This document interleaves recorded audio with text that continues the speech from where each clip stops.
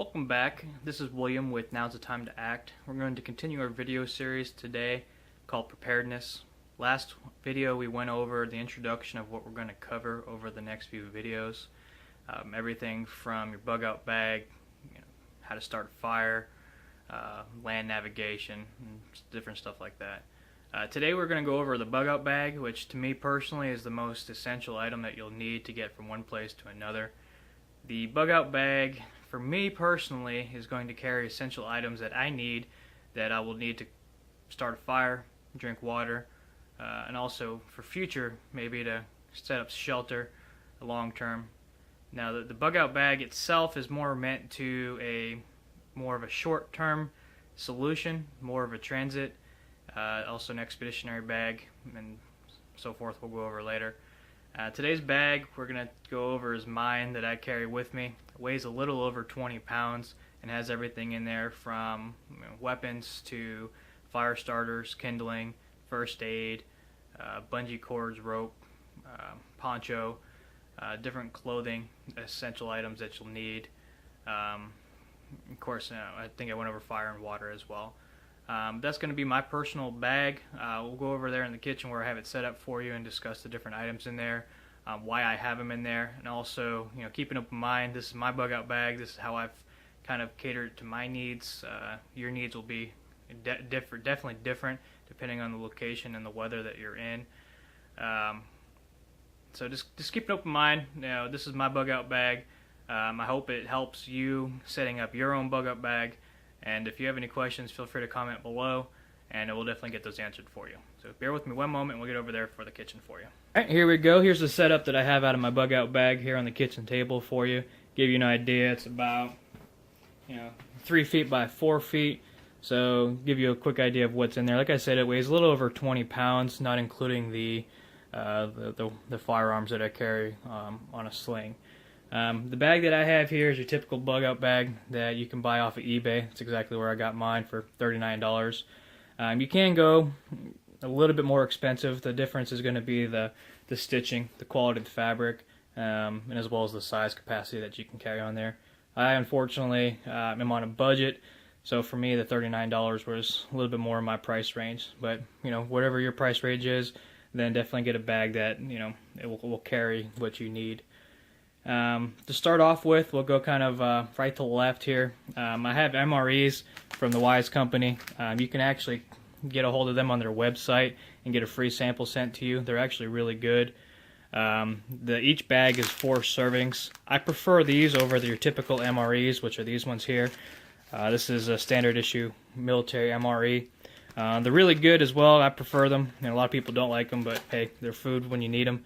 The reason that I don't like them preferably is they are a little bit on the bigger side. If you know you're going to be using them, you can slit the bag open, take the air out, and then each little compartment in there has your food and your different items in there. But like I said, I prefer these because you can see how compact they are, and these will definitely get you the food that you need. In addition to this, I definitely recommend trail mix, granola bars. Protein bars are definitely very good to have in your bug out bag as well. Next we have here is your 550 Paracord. This I believe is 200 feet, I think. Get you everything from setting up shelter, snares, traps. There's multiple different uses for that one, so you definitely want to have rope with you. I have chem lights. You can get these pretty much from Walmart to any military surplus store. These are good for 12 hours. So you can get them in different colors. So if you're with different people and you need to communicate, different colors can mean different things for you. But these chem lights, definitely good to have. That way you don't cut into any batteries or any additional things like that. For water, you can never really purify all the water out of it, just to be on the safe side. I got these at, I think, Bass Pro Shop, or I believe it's Bass Pro Shop, but they sell them online or in different outdoor stores. This will definitely purify the water for you. Not necessarily taste as good, but it'll definitely get all the germs and the yikes out of it for you. Survival wrap, basically it's a blanket, thermal blanket. You don't want hypothermia to set in while you're out and about in the woods. It'll definitely get you through the night. Emergency poncho in case it's raining. This just happened to be in here. I also have some zip ties. I have another bundle of zip ties can never go wrong with zip ties. There's multiple uses for those.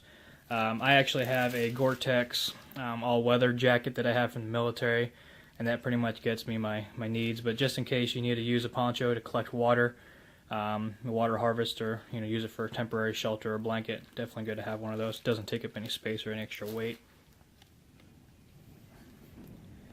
And then over here, to me personally, this will definitely get you through hard times. Different writing materials. I have different write in the reins. I got these, I used these when I was in the military, but I definitely use them and recommend them in the civilian world. Pencil, pen, definitely won't wash away. And then, just a different notebook to carry on you for carrying, different terrain features, water points, land nav marks, as well as that. Go over here to your right. We'll get to the weapon in a second. Leatherman. You can never go wrong with your Gerber Leatherman. This has everything from pliers to get out splinters, set snares, fishing, as well as screwdrivers, can openers. Has a file, saw, knife. You can't go wrong with that. I definitely recommend it. Not only carry your bug out bag, but definitely on your person as well. I have a numerous collection of pocket knives in here. Can't go wrong with these. A lot of these I got for free for doing different samples online. This is my Uncle Henry that I carry in my pocket with me. Just different other fillet knife that you can carry with you. You can't go wrong carrying extra knives. This one here, I think it's 3.5 inches on the blade. But you'll be surprised what you need a knife for. Cut everything from, rope, twigs, snares, traps. Flashlights I carry right now. I have 3 on me, but I also have the means of, of course, fire starting as well. You also want to have a spare set of batteries, which I have right here. I also have some earplugs to go, just in case you need a good night's sleep, or, of course, firearms.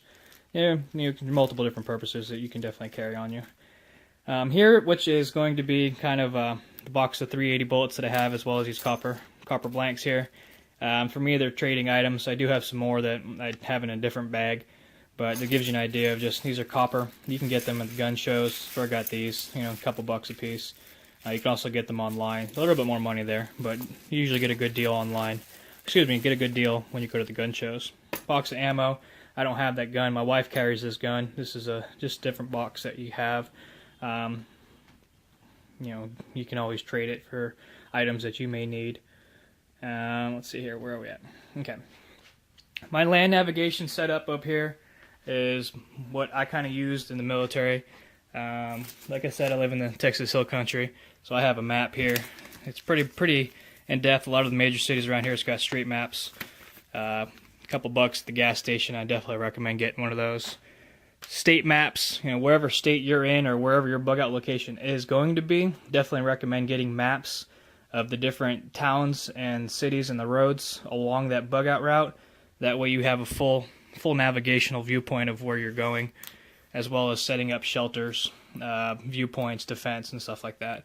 I have your typical military lensatic compass here. You can usually find these on this one's I had from the military, but you can find them on like Cheaper Than Dirt for 10, 12 bucks. They're a really good deal. You want the metal that close. That way you don't have to worry about them getting all dinged up. This thing's been through 6 years out in the field, so it still works.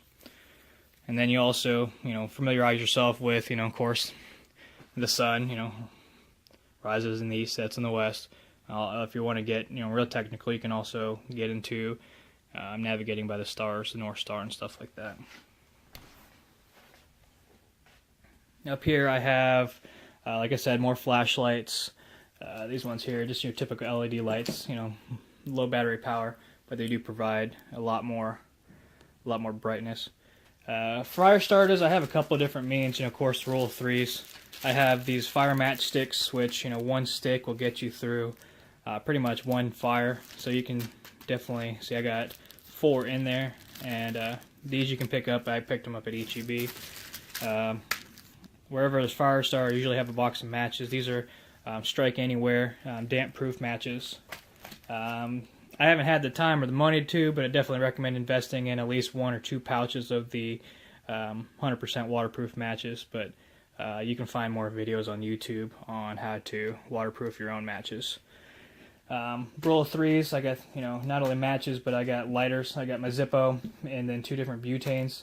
I do have a travel size container to refill both the butane and the liquid lighter fluid. Can never go wrong with chapstick. Chapstick is a lifesaver. You don't want chapped lips to, become just a thorn in your side. First aid kit. I have everything in here from Benadryl, anti-itch, gloves, super glue for any minor cuts, gauze, bandages. I'm looking to purchase a small suture kit that couldn't do any more significant cuts and gouges and more injuries, more severe injuries, put it that way. Velcro, ace bandage, sling. It just has multiple purposes, but first aid is kind of what it's in here for. Back to the fire kindling, which I'm a little bit out of order, so I apologize. But these here are actually old toilet paper rolls, and stuff them full of your dryer lint. It's free. You can't go wrong with free. Free is always a prepper's best friend. Also, the steel wool and a 9-volt battery, which I actually forgot to put in here, so I apologize. But steel wool and a 9-volt battery will definitely get you spark. You just take and spread apart the steel wool, and then you tip the 2 edges of the contacts on the 9-volt battery, and you'll get sparks. But we'll go over that in a different video on how to create fire. And of course, always a box of matches in there. I have a setup of bungee cords from every, they have multiple purposes for setting up shelter. That's usually what I use them for, to set up your tent, your canvas, your hammock. Can't go wrong with those. I have my SOG, my SOG axe. Here we go. I actually got this for Christmas, so it was an awesome Christmas present. Got both ends here for you. Real lightweight, but it does pack a punch. And it is the throwing axe version of it, but you can use it to make punctures, as well as, chop down anything that you may use with. But I like it because it's not only sharp, durable, but it is lightweight as well. Can't go wrong with your hand warmers here. Your hand warmers for every climate. You never know what the weather's going to throw at you. Like yesterday it was 80 degrees. Today it's 40 degrees and rainy. We have a frozen rain warning, so it definitely, weather can change on you any minute. You definitely want to be prepared. I have a pair of all-purpose work gloves. I do have a pair of tactical gloves, but those are in my shooting bag. But these are what I carry in my prepping bag at all times. You never know when you need a pair of gloves to protect your fingertips. Let me move the camera over here real quick for you. On my bug-out bag itself, I have the pouch. This goes for my lensatic compass, so I put that in there. This here is a really good tool. I picked this up from the hardware store. I use it to hold my ladder up in my garage. But it velcros on, and then you got a D-ring, so you can use this on your campsite. Comes in handy for holding up stuff over a fire, wrapping around a branch, putting it on a tree to set up a snare line. So definitely multiple purposes on that. It's probably a couple ounces, so it's not too heavy. More 550 cord. This came with the Gerber knife that I got for Christmas as well. It's got a safety whistle on it, and then probably about 50 feet of Paracord. I collect D-rings as much as possible. You can multiple purposes for these. I definitely recommend having a whole bunch. I got a D-ring here for you. I got another small pocket knife. This is inside where my first aid stuff will go here. Different morale patches. In the outside pocket, it's kind of hard to see, but I definitely got some pens and pencils set up in there. That's usually where all my notepad writing stuff will go. On the outside, we got another D-ring for you, another SOG blade. This is your machete saw blade. Good lightweight to it. It's pretty sturdy. Definitely that'll get you out in the field if you need to saw anything down or cutting through brush and do the bushwhack. Like I said, I have my Gore-Tex jacket here, windbreaker raincoat. Let's see if I can get a better view of it. Here you go, windbreaker raincoat. I always recommend having sunglasses. Let's see where my sunglasses are. Yeah, sunglasses. I have a pair of Oakleys out in the truck. Give you an idea of those. I wear glasses, so I always carry glasses that I have on me, and then I also have a spare set as well, just in case they break, because I don't wear contacts. Get back to the firearms that I carry. I always carry 2 boxes of ammo with me. It doesn't take up, they are heavy, but overall pack, it doesn't weigh it down that much. I have the Smith & Wesson, sorry about that, Springfield XDM 40 caliber, double stack. The one thing I love about these is these both carry 16 rounds, and then one in the chamber, but I don't carry one in the chamber, but it definitely still gets you 16 rounds. So that's there. There's always one in the gun, and then the extra one which goes in the holster. And then, so between that, 32 rounds, 132 rounds of 40 cal ammo. Depending on if you're going by yourself or if you're going to have multiple people in your bug out party, I carry a pistol belt. Here's the holster for that gun. But I carry a pistol belt that I got from a surplus store. It's got my two 1-quart canteens. It also has the metal cups in there that you can use for boiling and cooking. And then I carry a Bushmaster AR-15 that I have six magazines for. These are the Pepco magazines you can get from Academy for $9. I recommend it on a budget because they're $9 and I haven't had any jams or misfires with these yet. In here, your Tull and your Monarch 223 ammo. Mine does shoot 5.56, but 223 is, of course, always cheaper.